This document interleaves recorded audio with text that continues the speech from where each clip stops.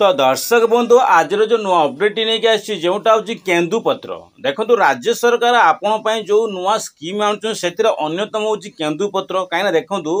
बहुत सारा ओडिशावासी केन्दुपत्र पर निर्भर करते कहीं केन्दुपत्र आगामी दिन में बहुत दिन है अपेक्षार अंत घटी जो बहु ओडिशावासी मैंने अनेइले केन्दुपत्र सरकार माने राज्य सरकार माने मोहन सरकार केन्दुपत्र नहीं कौनटा बेनिफिट आनिबे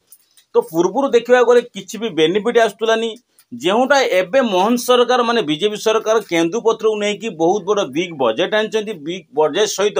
आपण को खुश करदेव कहीं जो मैंने केन्दुपत्र तुलुंट जो मैंने केन्दुपत्र बांधुंट से आसला यही अपडेट कहीं देखूँ पूर्व आपड़ जब केन्दुपत्र कथा कहे आपन को किसी भी योजना किसी भी केन्दुपत्र आपन समाधान बाट आसूलानी तो आपण मनर प्रश्न हो तो जब राज्य सरकार एथपाई किसी ध्यान दौरान केन्दुपत्र तुलुंट जो मैंने बांधुंट से किसी नुआ नियम आनी तो से नुआ नियम टा कौन आसी केते टंकार बजेट आसी तो आपण मान मनर प्रश्न जे यही केन्दुपत्र जो मैंने तुलुंट से लाभ किपरि पाइपर कौन कले से प्रक्रिया लाभ पाइबे जदि से प्रक्रिया आवेदन करा पड़ो से प्रक्रिया को अनुसरण करा पड़ो ताले डॉक्यूमेंट कौन लगे तो से डॉक्यूमेंट अनुजाई आपड़ किपरि लाभवान हो पारे राज्य सरकार जो आप बजेट्रे आसूँ राज्य सरकार जहाँ भी आपन को दौरान से किपरि लाभ पाइपर तो से आप भिडियो स्किप करूँ ना भिडियो शेष देखले जापर केन्दुपत्र को लेकिन राज्य सरकार केते बड़ अपडेट देइछन्ती केन्दुपत्र को लेकिन कौनटा मंतव्य देइछन्ती आ केन्दुपत्र आपन कौन कौन बेनिफिट पाई परिबे संपूर्ण अपडेट आपन ए वीडियो देमी वीडियो जमा भी स्किप करूँ ना कहीं देखिए आपन एभली नुआ नुआ अपडेट आप कौन सी चैनल पाइबेनी तो से चैनल को सब्सक्राइब करूँ नुआ नुआ अपडेट नुआ नुआ केन्दुपत्र राज्य सरकार नुआ नुआ अपडेट आप मो चैनल पाइपर तो से तुरंत जातु चैनल को सब्सक्राइब करूँ तो से सर्वप्रथम कहमी केन्दुपत्र राज्य सरकार कौनटा अपडेट देइछन्ती केन्दुपत्र कौनटा नियम अवलंबन करिसेंती केन्दुपत्र कौनटा आपण बेनिफिट पाइपर आ सहित डॉक्यूमेंट कौन लगे संपूर्ण अपडेट आपको ये वीडियो देमी से जमा भी वीडियो को स्किप करना तो सर्वप्रथम आप देखा केन्दुपत्र तो केन्दुपत्र आप वेबसाइट पाइबे केन्दुपत्र आप वेबसाइट कौन देखो लिफ मैं केन्दु लिफ ऑर्गेनाइजेशन ओडिशा तो ये नहीं कि आप वेबसाइट लॉगिन करके संपूर्ण विवरण सर्वप्रथम जानीपर तो सर्वप्रथम आपको देखो कहूँ तो आपण सर्वप्रथम कहमी केन्दुपत्र कौनटा राज्य सरकार बेनिफिट दौरान सर्वप्रथम शुभारंभ कौटी संपूर्ण अपडेट देखूँ देवगढ़ गस्तर मुख्यमंत्री मोहन चरण माझी केन्दुपत्र तुलाली और बांधाड़ी केते कोटी टଙ୍କା कही आपन को 41 कोटी 17 लक्ष टଙ୍କାର सहायता राशि घोषणा कर जो माने केन्दुपत्र तुलुंट जो मैंने बांधुंट से 41 कोटी टଙ୍କା 17 लक्ष टଙ୍କାର कोटी टଙ୍କାର कौन अच्छी व्ययबराद कर तो यहाँ बहुत बड़ा खुशी खबर जे आपण मोहन सरकार एत बड़ बजेट आनी जोटा पूर्व अपेक्षार थे आपंकर अपेक्षार अंत घटी जो देखिए मुख्यमंत्री मोहन चरण माझी आज दिनिकिया देवगढ़ जिला ग्रस्तर जाइए दिनिकिया कौन कर देवगढ़ जिला जाइए देवगढ़ मुख्यमंत्री प्राय 250 कोटी टଙ୍କା मूल्यर 75टी जो 205 कोटी टଙ୍କା मूल्यर 15टी जन कल्याण प्रकल्प उद्घाटन कतटी ना 15टी उद्घाटन कर 15टी विभिन्न प्रकार जन कल्याण जो अच्छी 15टी विभिन्न जन कल्याण प्रकल्प उद्घाटन कर केते कोटी टଙ୍କା व्ययबराद ना 205 कोटी टଙ୍କାର व्ययबराद कर राज्य सरकार कौन करा देवगढ़ ग्रस्त जाते जो समस्त सूचना देते जो यही प्रकल्प गुड़िक मध्य 11टी स्वास्थ्य सेवा प्रकल्प जो आप 15टी प्रकल्प कहली ता भीतर 11टी हूँ स्वास्थ्य प्रकल्प कौन आप जो स्वास्थ्य ग्रत अच्छी चिकित्सा क्षेत्र में आपंकर कौन हो 11टी कौन हो प्रकल्प सेवा हो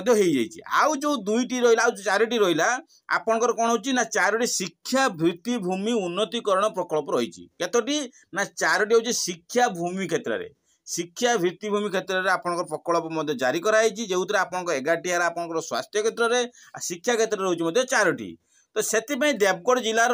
300 शय्या विशिष्ट नवनिर्मित डाक्तरखाना को मुख्यमंत्री उद्घाटन कर मुख्यमंत्री मोहन चरण माझी कहते देवगढ़ जिलार विकास समस्त सामर्थ्य अच्छी और तार सठिक सहयोग जो समस्त सहयोग कर समूह आर्थिक सहायता मिल କରି ଜିଲ୍ଲାକୁ ରାଜ୍ୟର ବିକାଶ ଧାରକୁ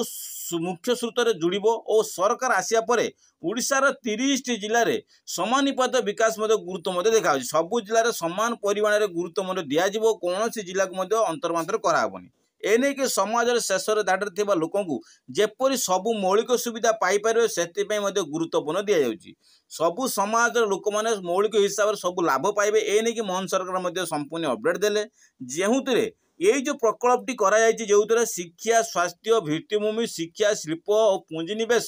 ও রোজগার উপরে গুরুত্ব দেওয়া পাই হি সমৃদ্ধরে এক স্বপ্ন গঠন মধ্যে করাইছি বা সম্পূর্ণ সম্ভব মধ্যে করাইছি। কেউতরে শিক্ষা ক্ষেত্রে করাইছি, স্বাস্থ্য ক্ষেত্রে করাইছি, কৃষি, শিল্প, পুঁজিনিবেশ ও রোজগার উপরে মধ্যে গুরুত্ব মধ্যে রাজ্য সরকার মধ্যে করিছেন্তি। যেউতরে আপন কেহি বি এথিরে মধ্যে ভোকিলা হেই ন রহন্তু। আর তা সহিত সমস্তକୁ ନେଇକି ସବୁ କ୍ଷେତ୍ରରେ ବିକାଶ ଜାରି କରାଯାଇଛି। ଯେଉଁଥିରେ 2036 ମସିହା ସୁଦ୍ଧା ଓଡ଼ିଶା ସମୃଦ୍ଧ ଓ 2047 ସୁଦ୍ଧା ବିକଶିତ ଭାରତ ଗଠନର ପୂର୍ଣ୍ଣ ଲକ୍ଷ୍ୟ ଆମର ମଧ୍ୟ ଉଦ୍ୟମ ଜାରି ରହିଛି। 2037 ସୁଦ୍ଧା ଆପଣଙ୍କ ଦେଖିବେ ଓଡ଼ିଶା କ'ଣ ହେବ,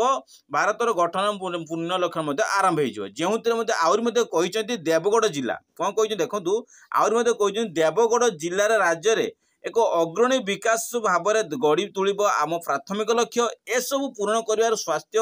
କ୍ଷେତ୍ରରେ, ପାନୀୟ ଜଳ କ୍ଷେତ୍ରରେ, ବିଜୁଳି କ୍ଷେତ୍ରରେ, ଗମନାଗମନ କ୍ଷେତ୍ରରେ ଏସବୁ ସୁବିଧା ମଧ୍ୟ ଏଥିରେ ମଧ୍ୟ ଏହି ବଜେଟ୍ରେ ମଧ୍ୟ ଆସିବ। ଯେଉଁଥିରେ ଦେବଗଡ଼ ଜିଲ୍ଲାର ସରକାର ମଧ୍ୟ ଅପଡେଟ୍ ଦେଇଛନ୍ତି, ଯେଉଁଥିରେ ପ୍ରତି 30 ଜିଲ୍ଲାକୁ ମଧ୍ୟ ସମୃଦ୍ଧଶୀଳ ମଧ୍ୟ କରାଯିବ। ଯେଉଁଥିରେ କାର୍ଯ୍ୟକ୍ରମରେ ରାଜ୍ୟ ସମସ୍ତଙ୍କ ତୁଳାଳି ଓ ବନ୍ଧାଳିଙ୍କ ପାଇଁ 41,17,00,000 ଟଙ୍କାର ସହାୟତା ରାଶି କରିଛନ୍ତି ମୁଖ୍ୟମନ୍ତ୍ରୀ ମୋହନ ଚରଣ ମାଝୀ। ଏହି କେନ୍ଦୁପତ୍ର ତୁଳାଳିମାନଙ୍କୁ ଚପଲ ପାଇଁ 160 ଟଙ୍କା। କେତେ କହିଲି ନା, ଆପଣଙ୍କ ଯେଉଁ ଚପଲ ପିନ୍ଧୁଛନ୍ତି, ଆପଣ କେନ୍ଦୁପତ୍ର ତୋଳିବାକୁ ଯାଉଛନ୍ତି, ସେଥିରେ ଚପଲ ଆପଣଙ୍କର ଆବଶ୍ୟକ ଅଛି। ଯେଉଁଠି ଆପଣ 160 ଟଙ୍କାର କୌଣସି ଚପଲ ଆପଣ ମଧ୍ୟ ବ୍ୟବହୃତ କରୁଛନ୍ତି, ସେହି ସଂଗ୍ରହରେ କପଡ଼ା ପାଇଁ ମଧ୍ୟ ଆପଣ 200 ଟଙ୍କା ମଧ୍ୟ ଦେଉଛନ୍ତି। ଯେଉଁ ଆପଣ କପଡ଼ା ପାଇଁ 200 ଟଙ୍କା ଆଉ ଚପଲ ପାଇଁ ମଧ୍ୟ 160 ଟଙ୍କା ମଧ୍ୟ ରାଜ୍ୟ ସରକାର ମଧ୍ୟ ଆପଣଙ୍କୁ ପ୍ରଦାନ କରୁଛନ୍ତି। ଯେଉଁଥିରେ ଆପଣଙ୍କର ମଧ୍ୟ ଆବଶ୍ୟକ, ନିଶ୍ଚିତ ଆବଶ୍ୟକ ଅଛି। ଯେଉଁ ତୋଳାଳି বা ଆପଣଙ୍କର ଫାଷ୍ଟ ଟୋପି ପାଇଁ ଆପଣ 100 ଟଙ୍କା ମଧ୍ୟ ଦିଆହେଉଛି। ତୁଳାଳି ଯେଉଁ ତୁଳୁଛନ୍ତି ଆପଣଙ୍କର, ଆଉ ସିଜନାଲ ଫାଷ୍ଟ ଟୋପି ପାଇଁ ଆପଣଙ୍କୁ 100 ଟଙ୍କା ମଧ୍ୟ ପ୍ରଦାନ ମଧ୍ୟ କରାଯାଉଛି। ଯେଉଁଥିରେ ବନ୍ଧାଳିମାନଙ୍କ ପାଇଁ ମଧ୍ୟ ମଶାରୀ, କମ୍ବଳ ପାଇଁ ଜଣକ ପିଛା 700 ଟଙ୍କା ମଧ୍ୟ ପ୍ରଦାନ କରୁଛନ୍ତି। କ'ଣ କହିଲେ ଆପଣଙ୍କୁ, ଯେଉଁମାନେ ଏଇ ବନ୍ଧାଳିମାନେ ଅଛନ୍ତି, ଯେଉଁମାନେ ଆପଣ ତୁଳୁଛନ୍ତି କେନ୍ଦୁପତ୍ର, ସେମାନଙ୍କ ପାଇଁ ମଧ୍ୟ କ'ଣ ଅଛି, ମଶାରୀ ଆଉ କମ୍ବଳ ପାଇଁ 700 ଟଙ୍କା ମଧ୍ୟ ପ୍ରଦାନ କରାଯିବ। ଦେଖିପାରୁଥିବ କେତେ କେତେ ବଜେଟ୍ରେ ଆପଣଙ୍କ ଦେଖନ୍ତୁ କ'ଣ କ'ଣ ସବୁ ସରକାର, ରାଜ୍ୟ ସରକାର ମଧ୍ୟ ବେନିଫିଟ୍ ମଧ୍ୟ ଆଣିଛନ୍ତି। ଯେଉଁଥିରେ ଏହାଦ୍ୱାରା ରାଜ୍ୟରେ 9 ଲକ୍ଷ କେନ୍ଦୁପତ୍ର ତୁଳାଳି, ବନ୍ଧାଳି ଓ ସିଜନାଲ ଫାଷ୍ଟ ଉପକୃତ ମଧ୍ୟ କରାଯାଉଛି। ତ କେତେ ପ୍ରକାର ଦେଖ, 9 ଲକ୍ଷ କେନ୍ଦୁପତ୍ର ତୁଳାଳି ମଧ୍ୟ ହେଇଛନ୍ତି। 9 ଲକ୍ଷ କେନ୍ଦୁପତ୍ର ତୁଳାଳି ମାନଙ୍କୁ ଏଥିରେ ସାମିଲ କରାଇକି କାହାକୁ 100 ଟଙ୍କା, କାହାକୁ 150 ଟଙ୍କା, କାହାକୁ 700 ଟଙ୍କା ମଧ୍ୟ ପ୍ରଦାନ ମଧ୍ୟ କରାଯାଇଛି। ଯେଉଁଥିରେ ରାଜ୍ୟ ସରକାର ଏହାକୁ ମଧ୍ୟ ସମ୍ଭବ ମଧ୍ୟ କରିପାରିଛନ୍ତି। ଯେଉଁଥିରେ କାର୍ଯ୍ୟକ୍ରମରେ